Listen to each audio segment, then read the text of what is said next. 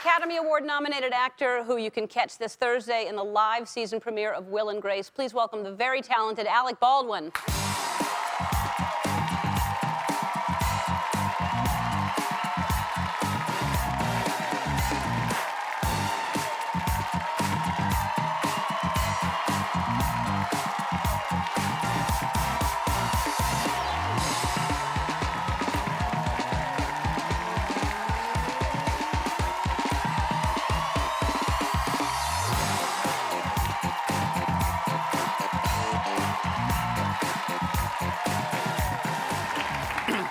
That's the only dance thing I know. I thought for sure we were going down those steps. No. We rehearsed. You don't know how many times I've prayed for a guest to come out and do that to me. Finally. Hi, Alec. Hi, honey. Do you really want the Lexus hybrid? You know, it's funny because I have a car out here that I lease. And when my lease is up in like January or whatever, that's the car I'm getting. Oh, yeah? Yeah. It's a good car. It's a great car.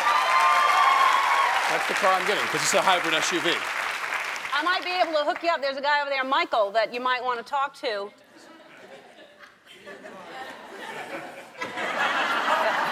Yeah. Now, are you excited about... You do live all the time. You do Saturday Night Live. You've done Saturday Night Live... Like 10 times. Do you hold the record? I don't know. Maybe like Goodman or Steve Martin or somebody. But to do this, Saturday Night Live, as you know, is geared toward being live. Mm-hmm. What they do and they don't do is geared toward the show being live. And when Will and Grace is not geared toward being live. Sitcoms are not. So, no. So we're doing the show and everybody's, you know, lately people are saying, whose idea was this to do this live? Yeah. You know, so but it's going to be great. Yeah, but now Deborah Messing was here. She said Sean is the one to watch that's going to mess up the most. Do you believe that? I think Deborah's projecting because Deborah is the one to watch. Really? I think so, too. The name Messing says it all. Yeah.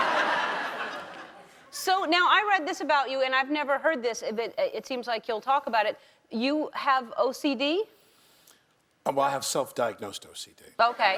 Now, why do you say that? Like, what do you do that makes you think that? Well, I think if you have OCD, it's one thing if you are compulsive about things like that, but there's no real cost to you. Like if you're home and it's a leisurely evening and you sit there and you kind of want all the borders of everything to match neatly, the books, and you kind of, this cup really should go here. Right. You know, that's not a big deal. But if there's a limo waiting for you downstairs and you have to get to JFK in the next 45 minutes, and you feel like these flowers should go this way, you know, and the doorman in my building's downstairs going, the car is here. The car is here. You know, when you have to be somewhere, there's like some, yeah.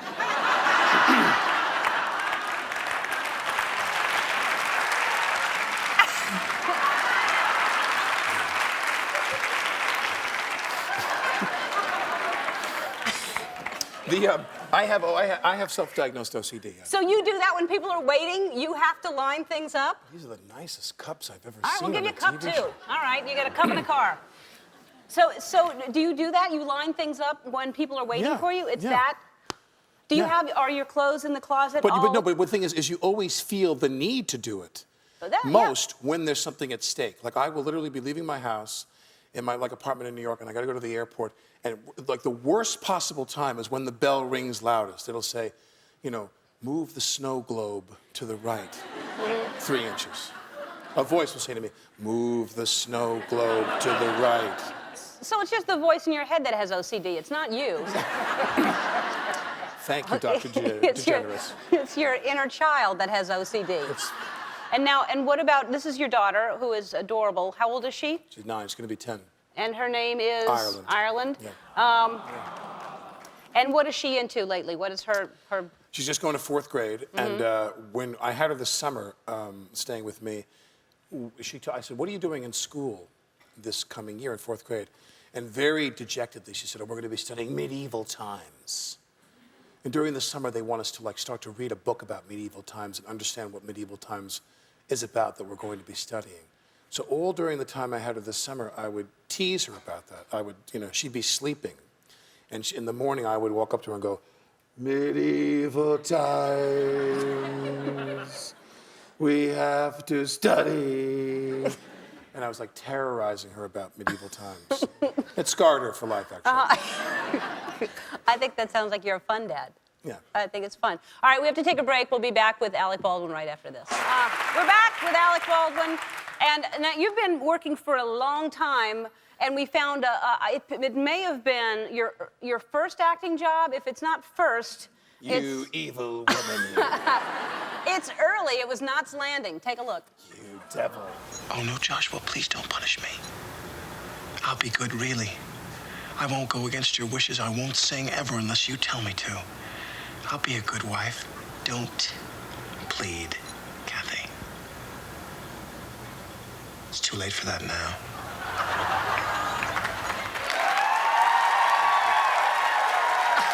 Thank you.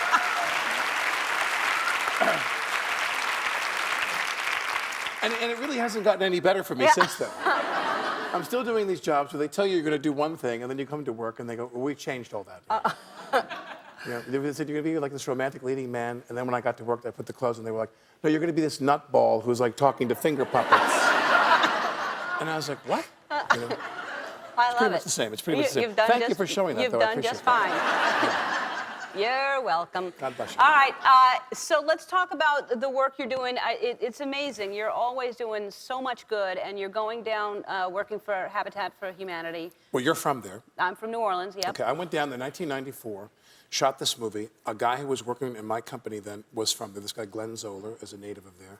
His family was still down there. We go down there, and we go the first night we arrive. We go to the Columns Hotel on St. Charles to have a drink.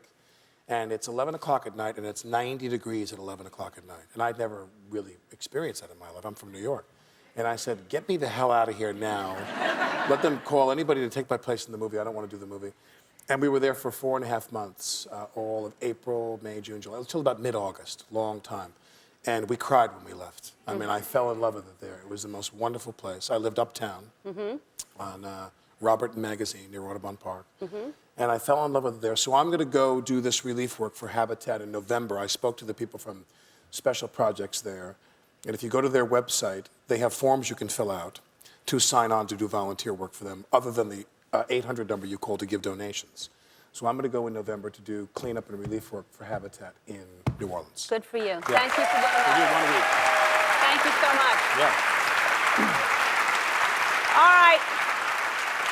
The live season premiere of Will and Grace is this Thursday at 8:30 on NBC. Alec, thank you so much for being here. Come back again soon.